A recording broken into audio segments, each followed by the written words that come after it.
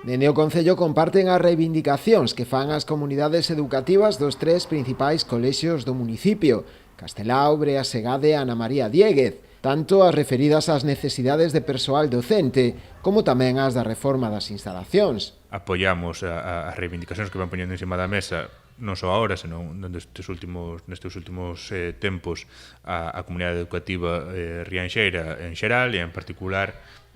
neste caso, ademais, moi concretamente, as AMPAs dos tres centros de educación infantil e primaria, ou únicamente primaria. Falo do Brea Segade, do Ana María Diéguez e do Castelao aquí en Rianxo, non? Reivindicacións que teñen dous puntos fundamentais, non? Por un lado, dotar de máis persoal os centros para poder atender tamén as demandas que hai en canto ao alumnado, ben polo número de alumnado matriculado nos distintos cursos ou por necesidades particulares que algún dos alumnos ou alumnas poidan ter e que requiran desa atención máis específica e dun reforzo en materia de persoal para dar cobertura a esas necesidades. E, por outro lado, o que tamén se ven poñendo encima da mesa é tamén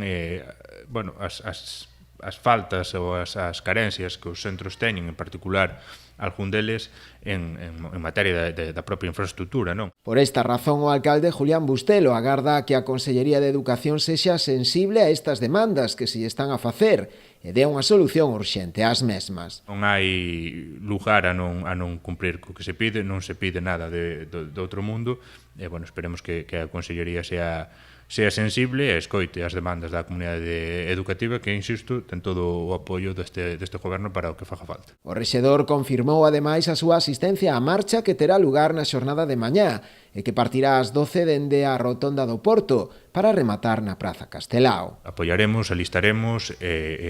non só mañá, senón cando se nos requira, para apoiar aos nosos veciños e, en particular, as comunidades educativas que veñen facendo, como dixo, reclamacións lóxicas, xustas e moi necesarias de atender, non?